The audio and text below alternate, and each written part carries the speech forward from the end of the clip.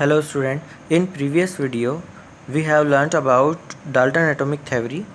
In this theory Dalton said that atom is indivisible particle, but it is wrong.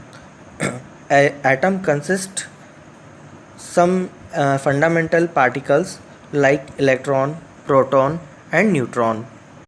Electron is discovered by Sir J.J. Thomson in 19th century.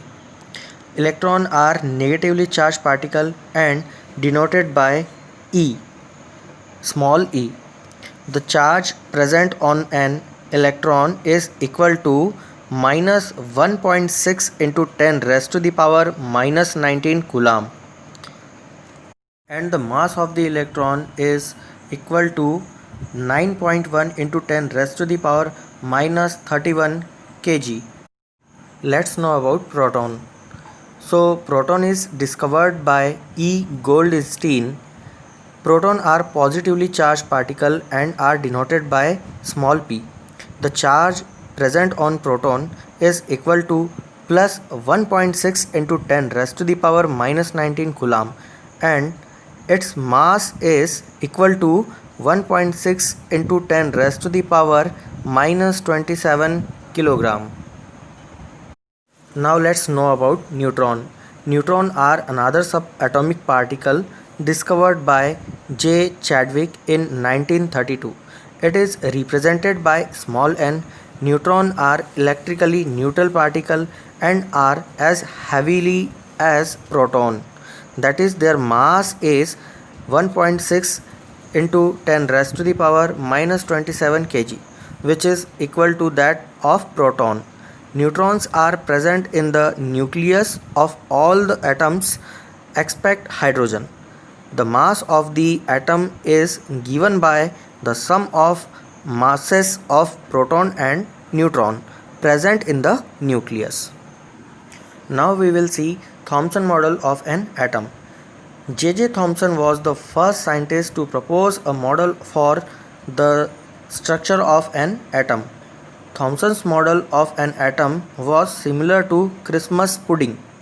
The electron in spherical of positive charge were like currant, means dry fruits, in a spherical Christmas pudding. It means Thomson ने जो first atomic model जो present किया था, जो propose किया था, उसमें हम लोगों को सबसे पहले उन्होंने ये बताया कि जो एटम जो है वो एक स्फेरिकल क्रिसमस पुडिंग जो होता है, जो एक तरीके का क्रिसमस के फेस्टिवल पर बनाया जाने वाला जो केक होता है वो उसके तरह होता है, और उसमें एक स्फेरिकल शेप का, और उसमें जो है पॉजिटिवली चार्ज जो है वो डिस्ट्रीब्यूटेड होता है, जिस तरीके से उसमें ड्राई फ्रूट्स डिस्ट्रीब्यूटेड होते हैं। वैसे ही साथ साथ इसी के साथ में जो J.J. थॉमसन जो है उन्होंने एटम को कंपेयर किया था वाटरमेलन से। It can also be compared to a watermelon in which the positive charge in an atom is spreaded all over like the red edible part. It means उन्होंने ये बताया कि जो वाटरमेलन होता है, उस वाटरमेलन में जो लाल कलर का जो खाने वाला जो भाग होता है वो पॉजिटिवली चार्ज होता है, while the electron studied in the positively charged sphere like the seeds in the watermelon. It means उन्होंने ये बताया कि जो उसमें जो तरबूज या जो वाटरमेलन में जो काली जो बीजें होती है वो ठीक इलेक्ट्रॉन की तरह फैली हुई होती है। Now some postulates of this model. Then first is that electrons are embedded in the sphere of positively charged. It means यहाँ पर जो इलेक्ट्रॉन है वो एक स्फेयर में, यानी कि एक गोले में, उस पॉजिटिवली चार्ज में फैले हुए हैं। Second one is the negative and positive charge are equal in magnitude, therefore the atom as a whole is electrically neutral. It means जो एटम में पॉजिटिव चार्ज और जो नेगेटिव चार्ज होता है वो इक्वल अमाउंट में होता है, इक्वली स्प्रेडेड होता है। इस वजह से उन्होंने ये बताया कि जो एटम होता है वो इलेक्ट्रिकली न्यूट्रल होता है। इट मीन्स पूरे एटम पर किसी भी तरीके का कोई चार्ज नहीं होता है, जबकि उसमें चार्ज पार्टिकल होते हैं, इलेक्ट्रॉन और proton, electron or positive charge. And the third one is the mass of an atom is assumed to be uniformly distributed throughout the atom.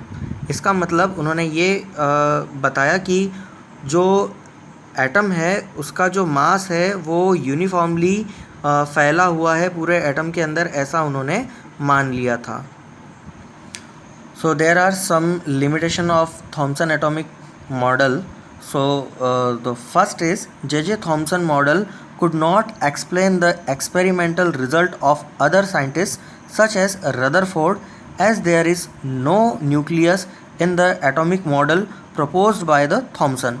It means यहाँ पर जो J.J. थॉमसन थे उन्होंने ये नहीं बता पाए उनके मॉडल में कि जो एटम होता है उसमें एक पॉजिटिवली चार्ज न्यूक्लियस भी होता है, जो कि रदरफोर्ड मॉडल, जिसको कि अभी हम लोग आगे पढ़ने वाले हैं, उन्होंने अपने एक्सपेरिमेंट में यहाँ पर प्रूव किया. And second one is it could not explain the stability of an atom, that is how positive and negative charge could remain so close together.